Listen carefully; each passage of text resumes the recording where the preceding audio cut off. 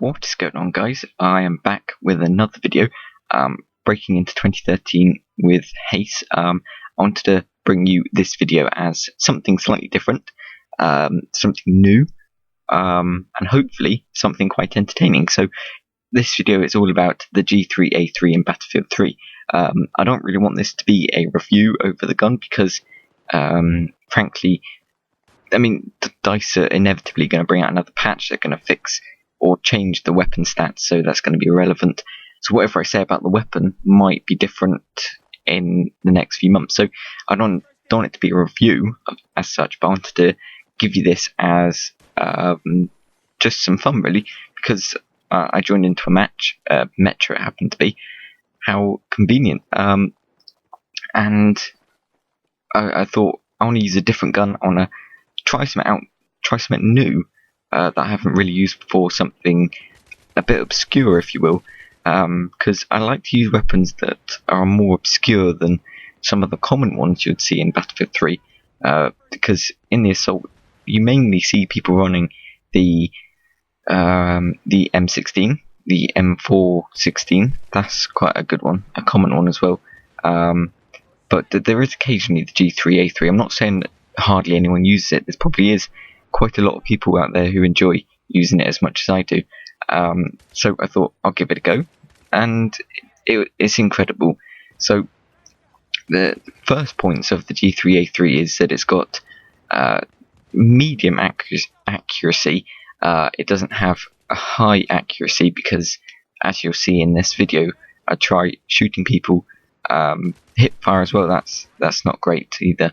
But the accuracy isn't as good as you'd see on, say, the M16, but it is sufficient for the bullet count it has, because it has 21 bullets with 1 bullet in the chamber, so that's 20 rounds per magazine, and it has a high power. Say that much. Has incredible power, so you can kill people quite easily. So you still got enough rounds to keep going. So you don't have to keep reloading constantly. That's what I find with the M16. You have to use so many bullets, you don't have enough to kill anybody else that you might encounter unless you kill them as a headshot. And so that kind of works that way.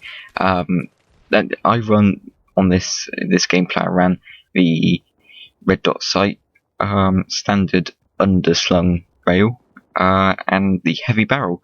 And the heavy barrel increases the accuracy but decreases hipfire accuracy.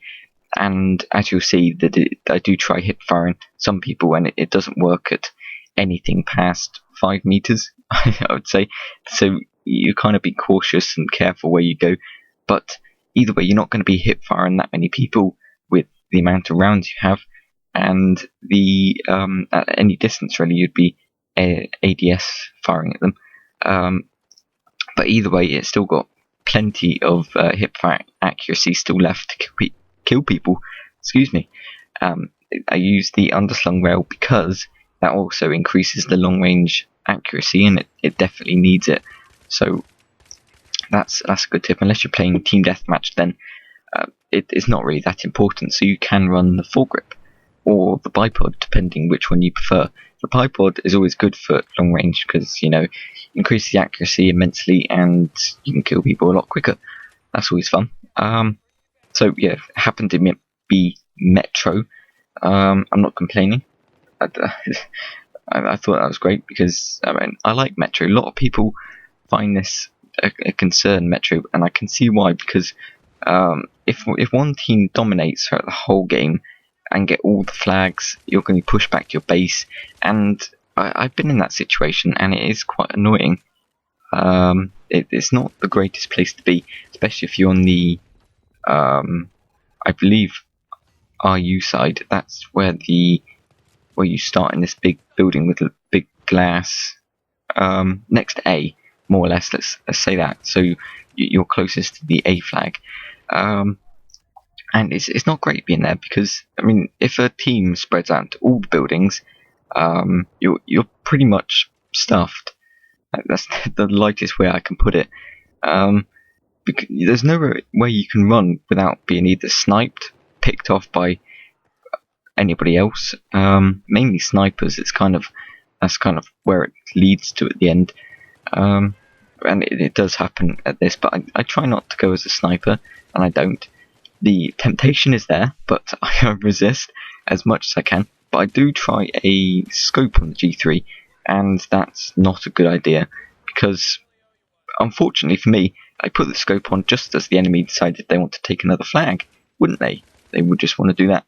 So I was stuck with the stupid scope on it, where I couldn't do anything until I died. So that was a bad choice, but that was my choice. So because I thought it was going to go down to the spawn killing area, and I don't really like or enjoy spawn killing people, because there's no enjoyment in it. I find I like a challenge, really, and if you're just getting easy kills, it's going to get boring quickly, and that's why I try and prevent playing on Metro too quickly. But thankfully, the enemy were able to actually keep the game going by capturing flags. They kept pushing, kept trying. Got to give them that. They were persistent, but we beat them to the ground brutally. I hate to say it, but we did. We didn't slaughter them as such. Just kind of broke their legs a bit. I mean, what's wrong with that? So it was fun, because again the enemy were they kept capturing the flags, and that's always important, because even though we captured them back, it gave them a chance to, or the slight hope. That's always fun in a game. If you give the enemy the slight hope that they think they're going to win, say you let them have 2 flags at once, and then their joy level goes up from minimal to maybe medium, so their joy meter is filled up halfway. You think they're going to win, they've got the joyous spirit, and then you put them back to the base, and then their joy level goes back down to the minimal, and it's always fun, especially when you mess with people as well in game.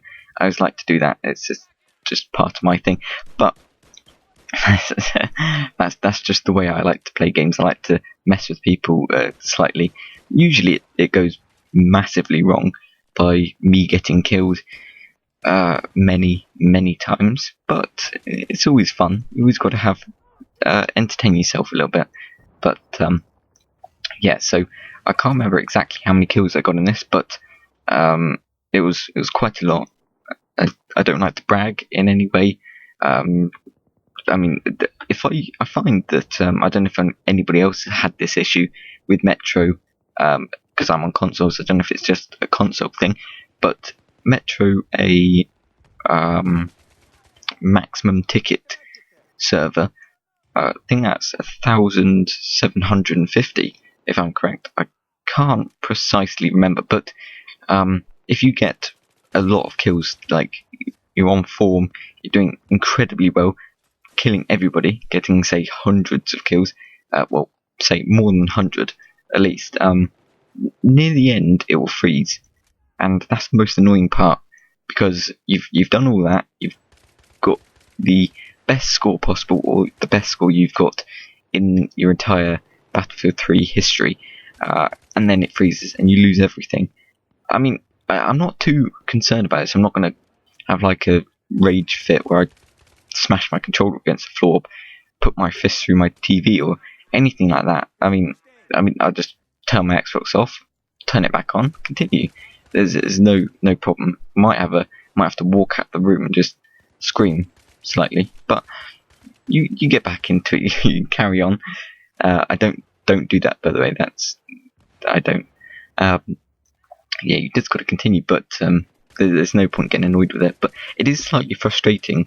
I mean, it usually takes about an hour at those type of games.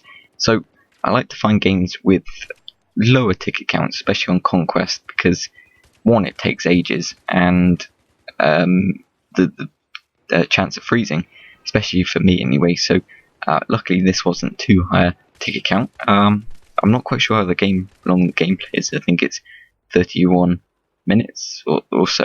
I'm not sure how long I'm going to be able to talk for, but we'll see. So that was quite a long intro. Not quite sure what I was talking about, but so I hope you everybody who's watching this had a great 2012. 2012 was great for me, more or less, especially on the YouTube side. I grew my channel incredibly. It's phenomenal. I cannot believe the amount of support people have given me on my channel. So I hope you can continue doing that in 2013, and I hope 2013 is going to be another great year as well. Hopefully I can grow my channel a bit more, so get a few more people following, if you want, of course. I mean, if you like my stuff that I do, then by all means subscribe. I'm going to try and keep doing this for as long as possible and see how it goes. So I don't always do this. I don't do this just for the money.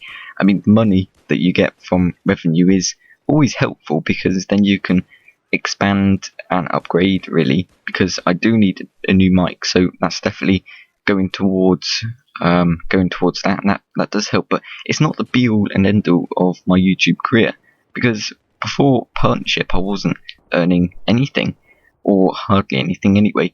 I did set up an AdSense account, and that's always useful if you're not partnered. Head over to AdSense. It's Google, so you can always set up a account, easily link your YouTube stuff to it, and it'll do ads. Essentially, that's why it's called AdSense. So it'll put ads in various places, and every time people click on them, you earn a small amount of money, and it's useful for small YouTube channels, because then it helps them try and do better things with that. So that's always useful. Yeah, so I don't rely on the revenue completely to expand my YouTube channel. I just look for, I'm not going to say a community, but definitely the subscribers help inspire me, keep me going, because as I've said many times, the more people who enjoy what I do, the more likely I'm going to do more of it, and all that good stuff. So yeah, that was that. I can't remember exactly what, but yeah, so hope you had a great 2012, hope you had a great Christmas as well, and hope you have a great year. So that's pretty much that.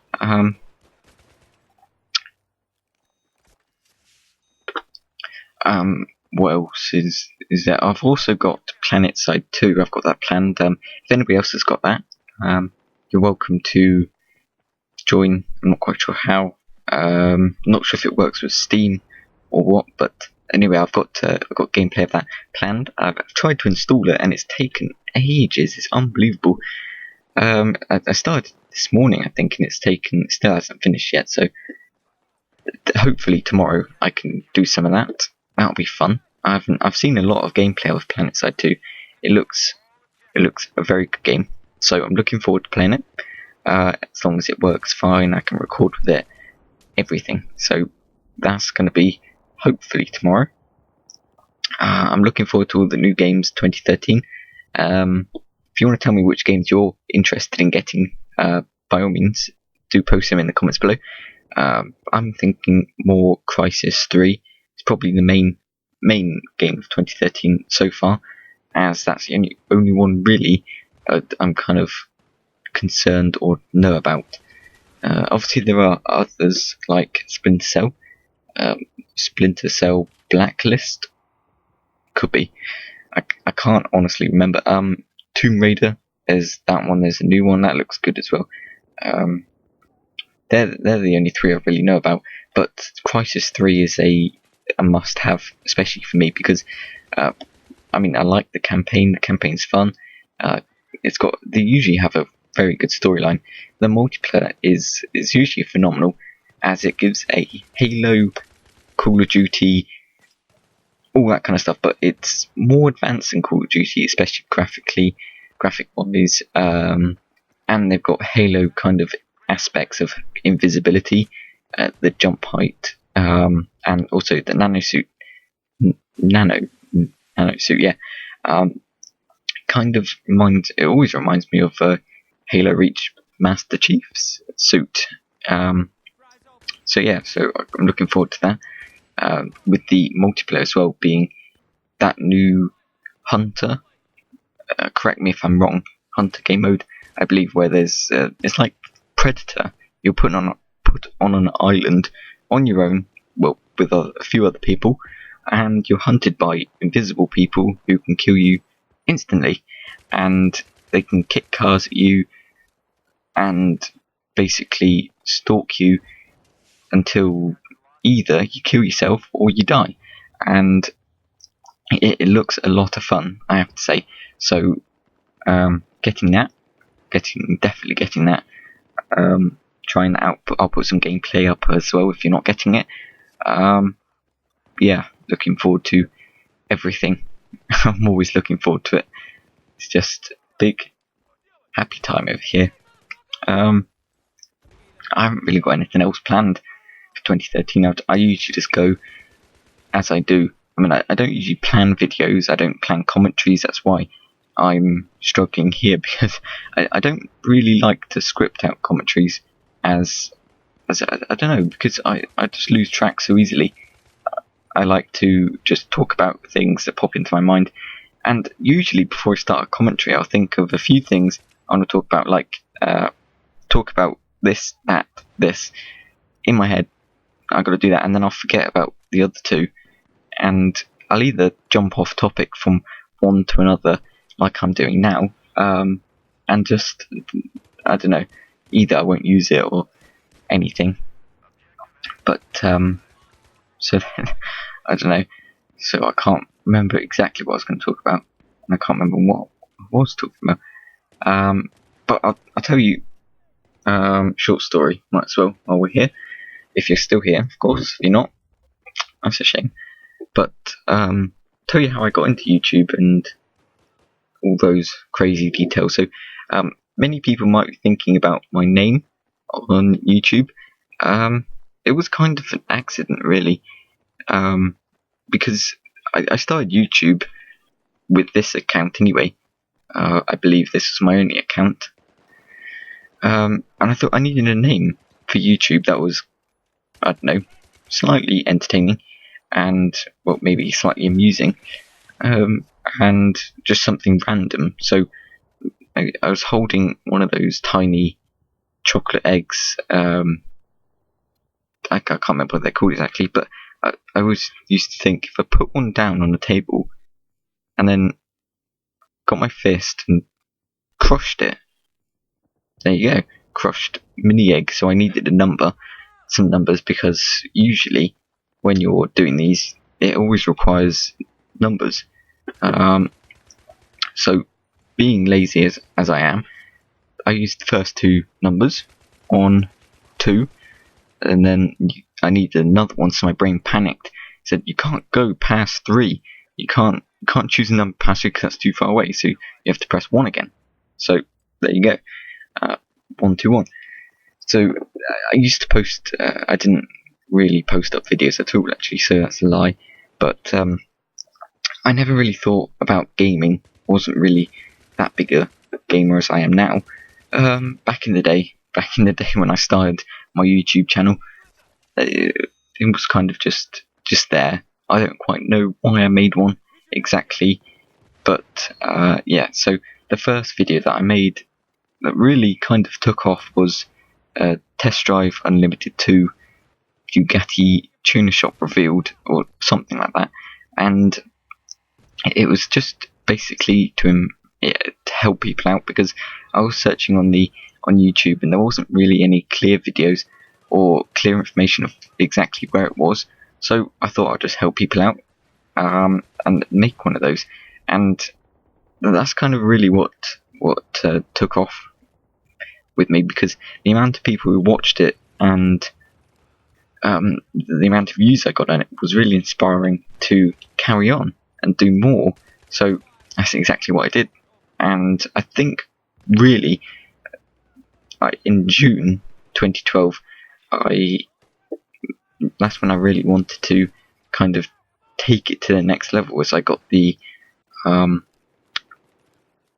Roxio game capture recording device, and doing that, posting up videos, not really commentaries. Started commentaries a bit later, about a month or 2, could have been.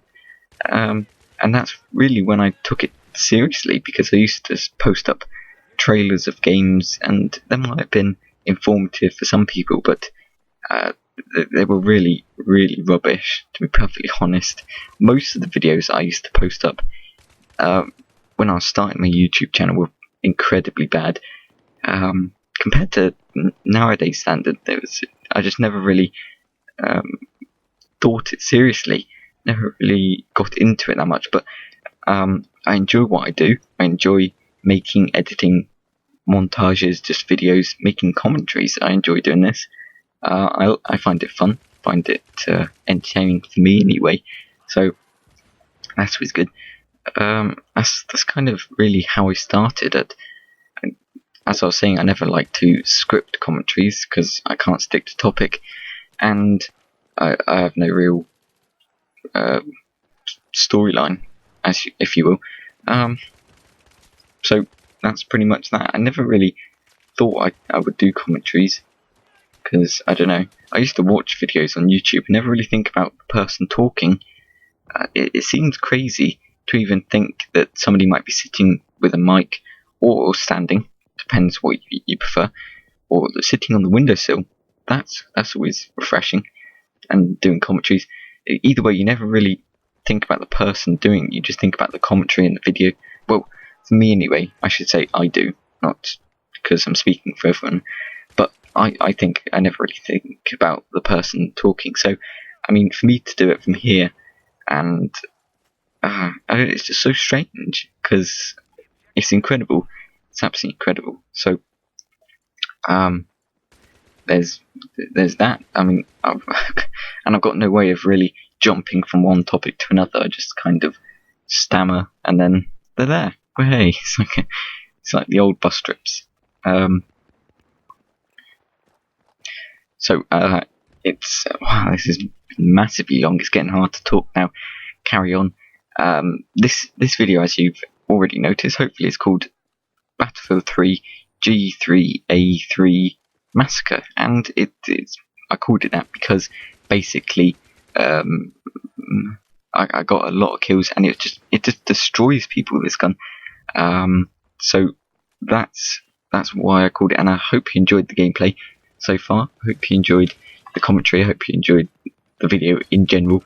It was incredible, because not just because we really dominated the enemy, or the number of kills I got. It was just the fact that I never really thought to use this gun, because I always go when I go for assault, or medic as you might like to call it.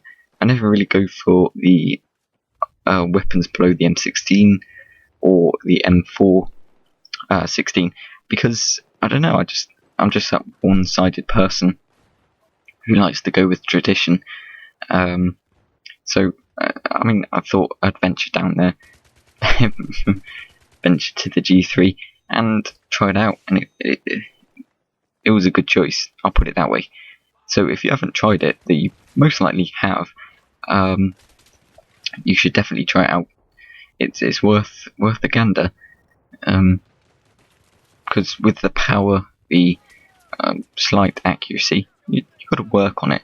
Be patient, and with the bullet count or the amount of rounds it's got per magazine, it's difficult to get kills, because unless you're sure you can actually kill them, it doesn't take much to kill someone with this, as the power implies. But the accuracy is definitely an issue with the bullet count. So you've got to be patient with it. You've got to work at it, and it does take a while to get used to.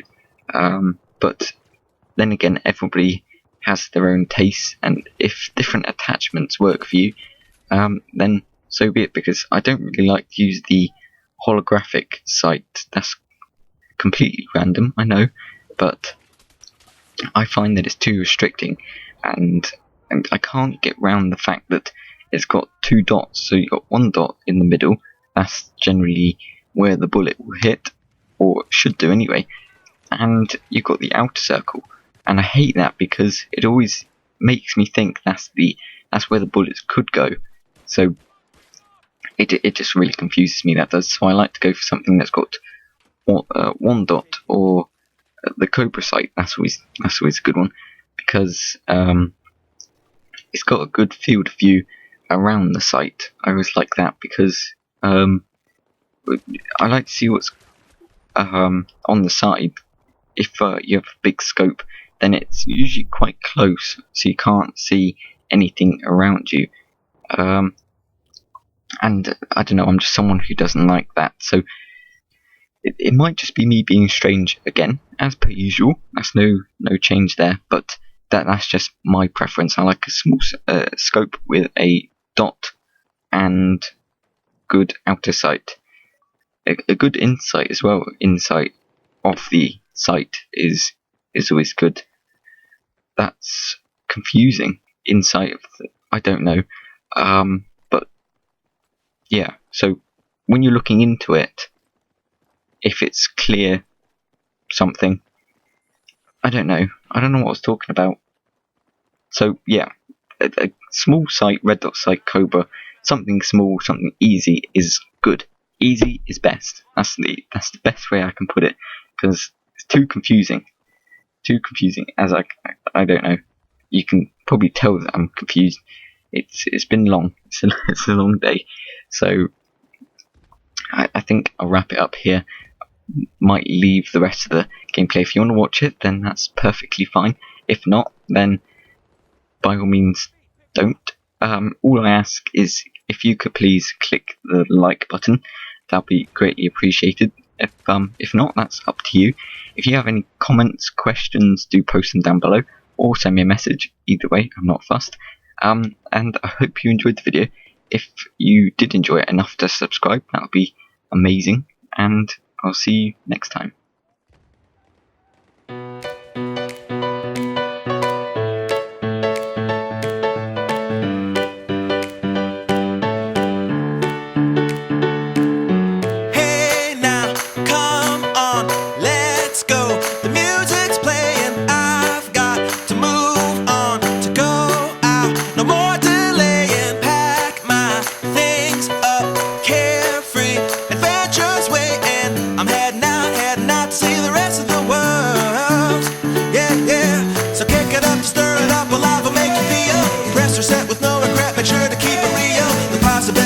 Right in front of me, oh, all the things that I could be got me feeling free. Yeah, so turn it up and shout it out, 'cause you got something to shout about, and let the world just spin around as you go on and make more ground, and throw your hands up and put them up high. Walk a new path and go on and let the cats fly by. And if you take some time to ask me why you always see me with a smile, I'll tell you that life is grand, life is great, life is good, life is beautiful. You gotta give it all you got, everything you got to give. Time to shine, time to live. And life is grand, life is great, life is good, life is beautiful. Now you're living out your dream with your hopes up high. Your only limit is the sky. Standing in a brand new place, I feel the sunshine on my face. The weather's good, the day is bright. I watch it turn from dark to light and keep the music going, keep the good times rolling. And now I'll never let it stop. You'll only find me growing.